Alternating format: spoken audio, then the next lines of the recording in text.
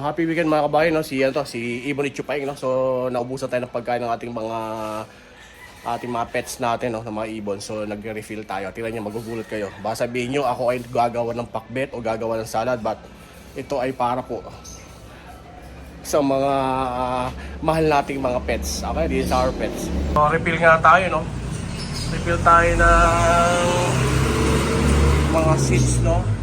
Sunflower, so may outgrowth din to. Sa kanya-kanya, bakit ito ba? Magugulat kayo, no? Hindi po tayo magiinuman, hindi po tayo mag-ano, no? Para bang pulutan, no? Hindi. At hindi rin po tayo magpapakbet. So, ito may mga lettuce pa, no? May mga sweet corn, may okra, may ano. So, lahat po yan, no? Ay para sa ating mga ibon, di ba? So, papakain na ho tayo. Ayan siya.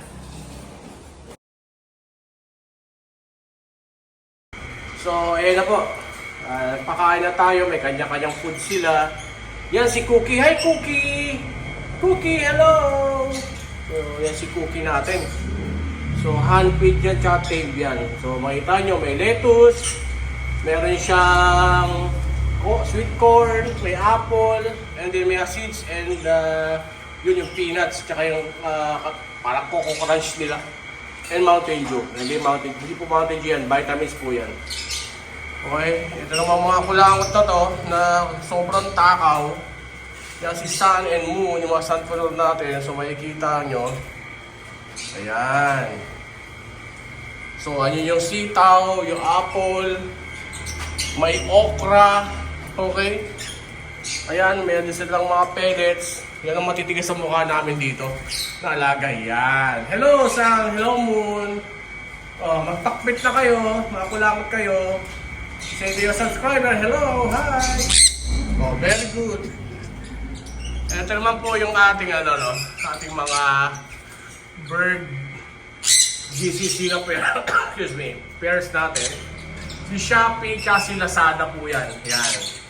So apple din sila, sitaw, no? White corn, yan, kasi pair sila.